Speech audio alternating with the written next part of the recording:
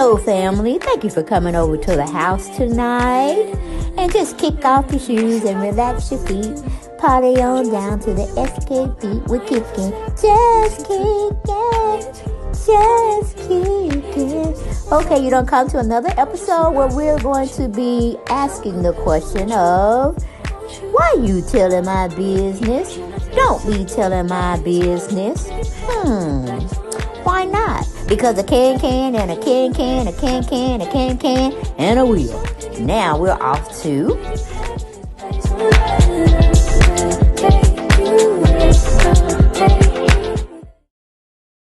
Hello, family. Thank you for coming to the house tonight. Welcome back. We're going to get right on into this continued story of Tamika and Latasha Scott's dad speaking out on the whole mess of the show that they're on and how they have been affected. Of course, he's playing the victim, as of course, because I've been taping this whole thing all day long because I found it very interesting.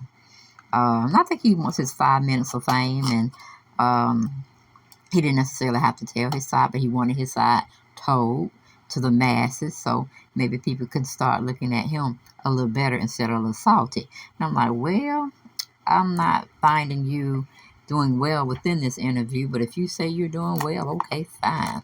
But let's get on right into it of what he's talking about. And I'm not going to watch it because this is something that is not going to do nothing but just cause more confusion. But I heard toward the end of the interview, he said he wasn't going to watch it. But the person that was running the, the podcast or I'm just kind of lost here. What is the word? I guess running her show and featuring the guest star being their dad, Tamika and Latasha. And I think she said that he's going to be making like a cameo, picture perfect, or a cameo part within the reality show towards the end. So I'm like, okay, you saying you ain't going to watch it, but you got a call to come in towards the end of taping, and you accept it. Now, what kind of mess is that? Pastor, you're looking like a liar. Now, you're looking like a liar. But we're going to put that on hold for 1 second, please. Hold, please. Okay, a question is being asked. Did he leave the family for dead, or what transpired during that time period that's giving your ex, Gloria, the boogie woogies, you know what I'm saying? So let's hear what he has to say about that. I've never left my children. I've always been there for them. If they had an emergency situation and they would call the police, they would call me first. I would make sure that we had first responders there. I've been there, like I said, escorting them, protecting them, providing security and management. I had different jobs where they could go with me, like the Lenox Theater. I would let them come and watch all the movies while I work and transport money to the ATM machine. They was a part of my life. It's not been from a time that me and her was divorced that I was not a part of their life. And so that's a rumor. But then again, I don't want to bust her bubble. That's the way she feels. That's what make her feel good. So, hey. But you still feel good about herself. The fifth member, okay, maybe they didn't need to come up with a new group called the fifth member. Because I can say this, that they couldn't have made it to this day if it had not been for their father supporting them. It would have been impossible. Exactly. Every one of y'all, please, if you can set up a meeting where you can see this photo album I put together where I was there from the time they... Pastor, they don't want to see it. They might go on and try to entertain you, and maybe one or two will come over or have you come over to their farm where they can physically hold it looks like memorabilia of the ladies of Escape and before that period when they were called Precision, I guess. Hell, I don't know. Because it's getting quite boring. Don't nobody want to see that shit. Pastor, I don't know why you coming up with this mess. They only ask you, were you in your child's life They would love for you to have proof of that, but they're asking you these questions, and you just answer them and you just move on. But it's like you're trying to make friends. You're trying to turn this podcast, the Jews Radio and Talk Show, to the Rudolph Scott's time frame show or something. I'm like, these people just want it. I don't know if they paid you or not. But if you did it out of the kindness of your heart, they didn't have to pay you. You came on the forum. Good. Got it. Move on. Because you're giving me the I want to be seen. I want to see be seen type of situation. Like me, here, here, here, here. Let me say something. Let me be a part of this. Instead of doing your ministry, paying attention to saving souls, and being a good husband to uh, your second wife, okay? Because she the one made these wheels started to spin. She the one called the Juice Radio and Talk Show to set up this type of platform where you have panelists or individuals that's there to have the discussion move along with different questions and seeking answers for those questions to the main person that they're doing the interview with, which happens to be Pastor Rudolph. But I'm like, man, give it a break. It's like your worldly mind is coming out.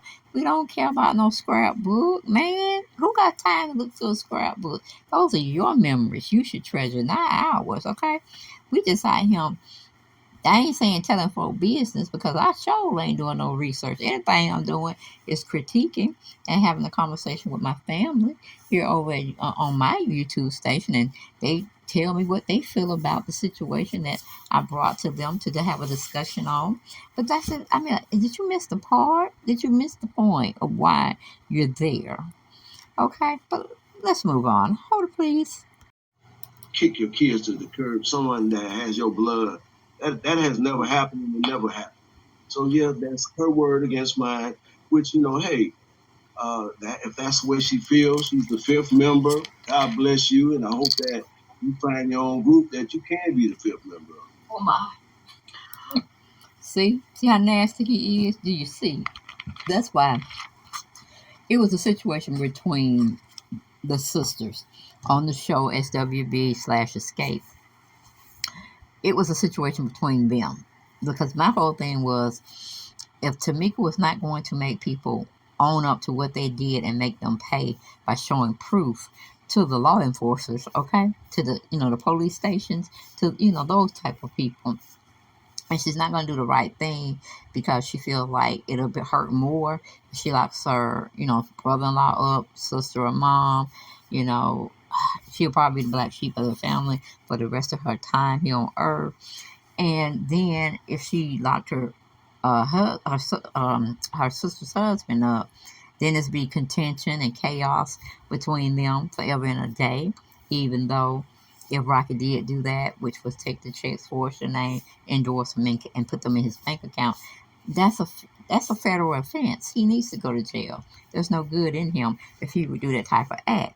Now, my question is, instead of putting this all on social media, let's solve the problem of what we're going to do with that situation. Since you brought it to the reality stage, we need to have some end results. I mean, either you're going to prosecute whoever, because I'm pretty sure you know who actually did sign those checks. You just not bringing it out saying my mama did it, or bringing it out saying my sister did it, or bringing it out and saying, Boo Boo the food clown did it. You know what I'm saying? We need a conviction here. We need to know who did the offense against you, so you can move on. Even if it's just in your heart and mind, you can move on. But then justice was served, because they shouldn't have did that. But if you're not willing to get these two in check and make them tell you what really went on with your missing money, then it's like I really don't have any good feelings towards you, Tamika, because you can't just throw something out there as strong as that and then not even try to, say, well, I'm just going to let them slide this time, but this is what was done to me and I'm going to let it rest. No, you keep bringing it up. It's still a big contention between you, the mom, and your sister. And it seems like it's just going to drag on, drag on, drag on. And nobody wants to really be a part of something that has no ending to it. Because just like when we are born, we are going to die. a beginning and an ending. Where is it ending with this situation? And are you ready to face the facts that you may not get your money back? Okay? That's what we're looking for. But we'll move on. Well, Okay, hold please. Okay, one of the panelists was saying something about Pastor Rudolph Randall's reindeer to go and see his daughter, find out what she's doing. Would that be an option for him to try to approach her and have a father-daughter type sit-down talk to just get to where she's at in life right now, kind of catch him up? Would that be possible? Is what one of the panelists was asking. So let's hear what the end result was for that. see this. Okay, I have a lot of people commented on that as well to reach out to your daughter, but I reached out to my daughter yesterday. She has me blocked in every aspect, so I can't text her anymore. I can't call her no more, and she has Tamika blocked, and I just think that's selfish.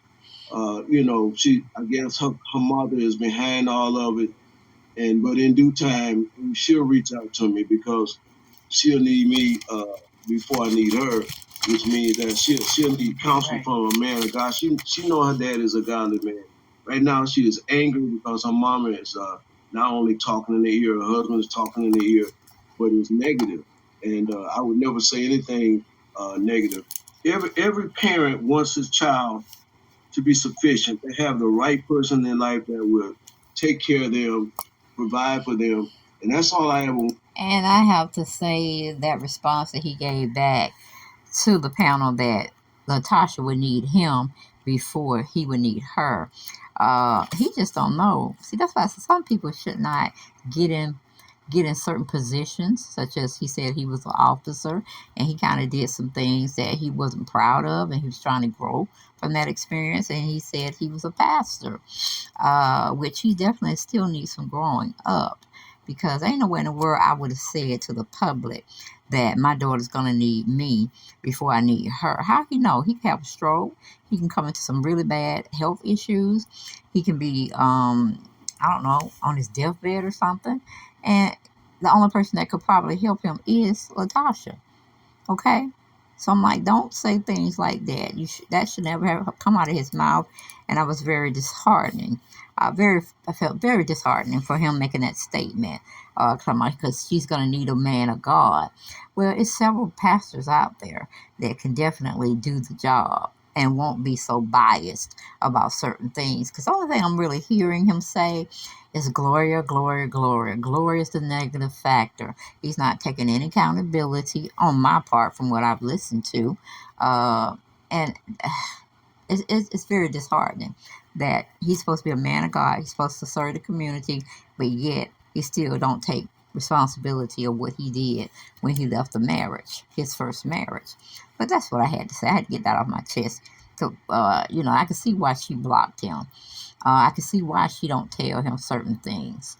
I'm not saying that Gloria put the wedge in between them, but some family members just don't get it, they don't get them, so they kind of try to shy away from them, and try to work things out on their own with the Lord's help. So she's praying to the Lord. She don't need you. She don't need her dad. Because he's definitely, in my opinion, not there for her or Tamika. Tamika just loves him, so she goes around him. But the love that he should be generating for his first two children that he brought into the world with the help of the Lord, it's a piss poor job in parenting on his behalf, as well as the mother. Woo! I can't even believe they survived this long, many of the kids. But God will take care of children and fools and old people. All right, we're gonna move on here. Wanted for all of my kids was someone to love them like their daddy loved them. And so when her and Rock got together, I had in the back of my mind the assurance that he would be a good husband, a good provider for her. And that's the way it's always been. I've never thought anything less. And so for now, for her to block me, that means that they've gotten the best of her to persuade her that their daddy is, everything that people are saying now or what the mom. See, that's what I'm saying. He is only speculating and throwing out accusations. He don't know. You know what I'm saying? Have he sat and talked to her? He's just speculating. And like I said, she blocked him for a reason, whether she's angry, whether she's sad, whether she's disappointed on where her life is now and the situation she has found herself in, and she feels that she cannot go to her mother or her dad. That's a problem. That's a problem. But it's not helping the situation with you being on this talk show or this platform and saying these things, you know? I'm just like, why are you here? Why are you here? I think you need to just become a nun or monk or something, get close to the Lord, since you feel that He called you to come and save souls for Him. Because I'm not getting that spirit from you at all. It's just like a messy man I'm looking at. It's fine. It's like a messy man that still dwells in the worldly world of thinking. So, I'm just I don't know if I can continue the rest of it because it just seems like total bullshit. But I'll try to give it what it goes. But I think this will be my last one because he's making me angry by him keep continually blaming Gloria, his ex-wife, and then she's saying what she's got to say.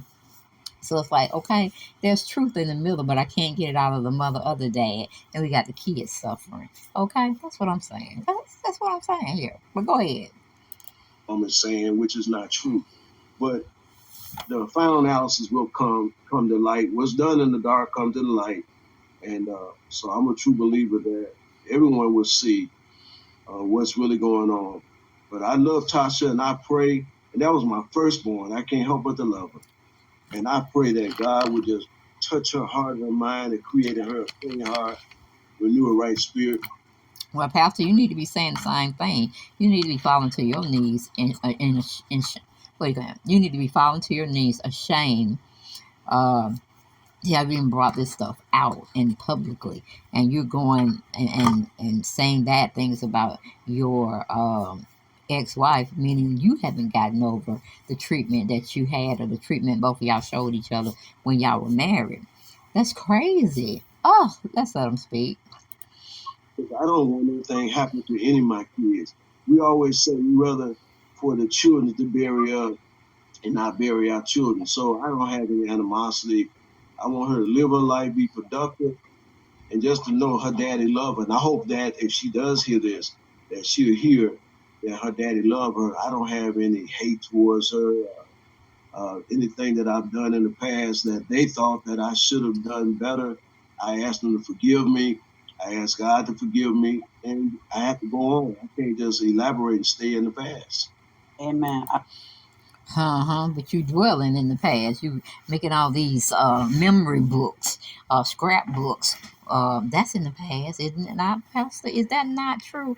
Is those things that you want the panel to come over and review with you, to show that you did love your children because you collected all this stuff? Well, guess what, Pastor?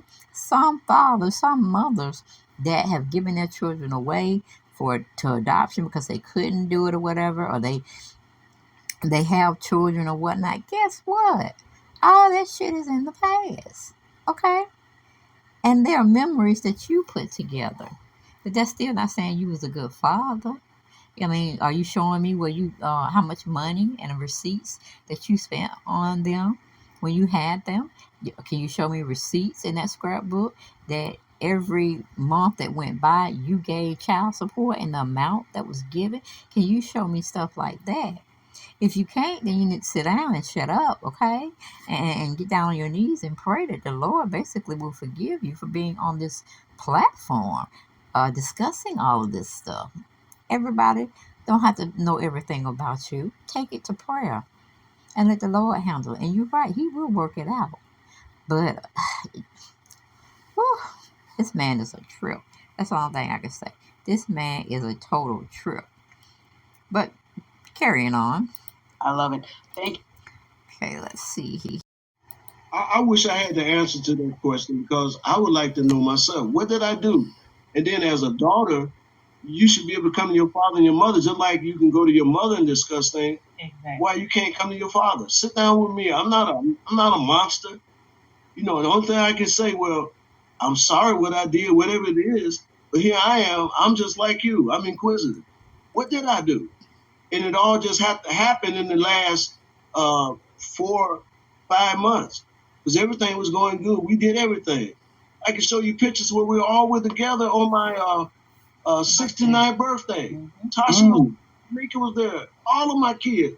That's the only picture that I have of all 6 of my children was at my 69th birthday.